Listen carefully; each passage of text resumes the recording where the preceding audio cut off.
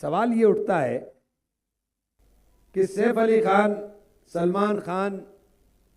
या बाबा सिद्दीकी, मुंबई की हालत ख़राब है, इसमें कोई दो राय नहीं है कि मुंबई के अंदर लॉ एंड ऑर्डर की स्थिति बहुत ख़राब है। लेकिन मुंबई की लॉ एंड ऑर्डर के ऊपर आप बोलने का काम कर रहे हैं, लेकिन दिल्ली के लिए बोलना नहीं चाहते। और आज आपने सैफ अली खान का नाम लेकर के दिल्ली के अंदर मुसलमान वोटों को साधने की कोशिश की, जब जहांगीरपुरी के अंदर दंगा हो रहा था और खुलेआम गोलियां चल रही थी, और जहांगीरपुरी दंगे के नाम के ऊपर जो दिल्ली के अंदर हो रहा था उसके ऊपर एक लफ्ज नहीं बोलेंगे। तब तो आप मुख्यमंत्री थे। अगर मुख्यमंत्री रहते हुए जाकर के जहांगीरपुरी के अंदर बैठ जाते तो जहांगीरपुरी के अंदर इतना नुकसान ना हुआ होता। आपने घर से बाहर निकालना भी मुनासिब नहीं समझा। बिल्किस बानो मामला, जब उसके कातिलों को फूल मालाएं फैलाई जा रही थी तो आपके नेता जवाब देने से भी बचते हुए नजर आ रहे थे, क्योंकि मुसलमान के नाम पर बोलेंगे तो दिक्कत हो जाएगी। सीए एनआरसी में जब बच्चों के ऊपर जामिया के अंदर लाठी चलाई जा रही थी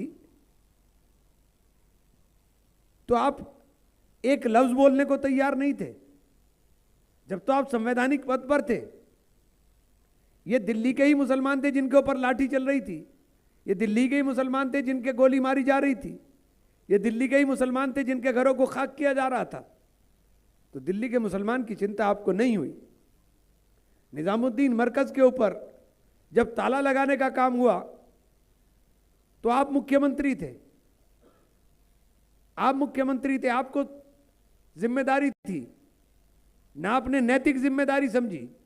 क्योंकि उस वक्त यह लग रहा था आपको कि मुसलमान को हाथ लगाएंगे तो जल जाएंगे। आपके विधायक को कुरान पाक की बेअदबी में सजा हो जाती है, आपके मुंह से एक लफ्ज नहीं निकलता है। तो आज मुसलमान के नाम पर आपको इतनी चिंता, और कमाल की चीज है कि चिंता भी हुई तो आम आदमी पार्टी, गरीबों की पार्टी, उसके मुखिया श्री अरविंद केजरीवाल, चिंता हुई तो बंबई में बैठे हुए सैफ अली खान, सलमान खान, बाबा सिद्दीकी, जिनकी अरबों की जायदाद है, लेकिन जहांगीरपुरी की झुग्गी के अंदर बैठे हुए किसी मुसलमान की चिंता करने की समझ, या उनकी चिंता अगर असल चिंता होती तो उस गरीब मुसलमान के लिए होती जो दिल्ली के अंदर पिसा है। ये बात मैं हिंदू मुसलमान से ऊपर उठकर इसलिए कहना चाहता हूं कि आज आम आदमी पार्टी का चेहरा सबके सामने उजागर हो गया है।